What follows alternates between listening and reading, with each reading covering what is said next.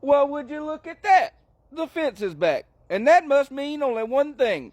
We are finna take us a little walk and talk, friends. And folks, you already know what is on tap for today. We are going to talk about these tariffs and the fact that the Tangerine Tyrant is already 0-2 in this little trade war. As it would turn out, our maple-flavored friends had a little surprise in store for us. As we all sat around and watched our country be sold to billionaires, they were putting together a little plan to put Pumpkin Spice Palpatine and all of his pals in their place. Spoiler warning, if you live in a red state, your life is about to get a lot more expensive. And them fine folks south of the border, well, they just laughed and said bet as they prepared to deal a deadly blow to our American automotive industry.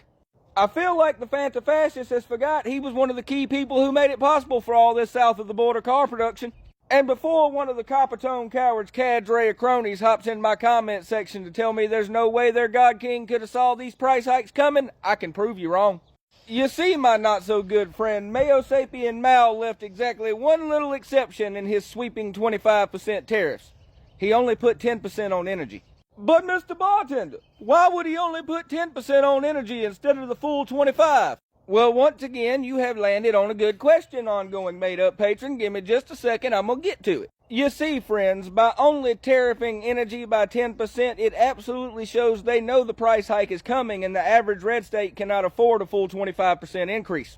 The reality of the situation is most of you red hat rockers couldn't afford a 1% increase, but 10% is absolutely a price he is willing to make you pay to prove his point. Exactly what point that is, we're all kind of still wondering, because there is absolutely no upside to this bullshit for anybody involved. Nobody will make any kind of money. The only reason the Bone Spur Bandit's even going through with this bullshit is because you idiots believed the lie and his ego is too big to back down now. But Mr. Bartender, won't this force American companies to start manufacturing our products instead of having to import them? No, you're just going to pay 25% more for them. But even if you were right, you're not, you're wrong, but let's just assume you were. Where the fuck they gonna manufacture all this stuff at? Who is going to man the factories? Unemployment is at an all-time low. Where exactly are you going to find the fucking workers? Exactly how long would it take them to be built? Where are the materials going to come from? Do you seriously think a single company is going to tank their profits for the better part of 2 decades just so they can make stuff here when all they actually have to do is charge you 25% more and you will absolutely pay it? Will y'all ever get the molasses out of your asses and unfuck yourselves?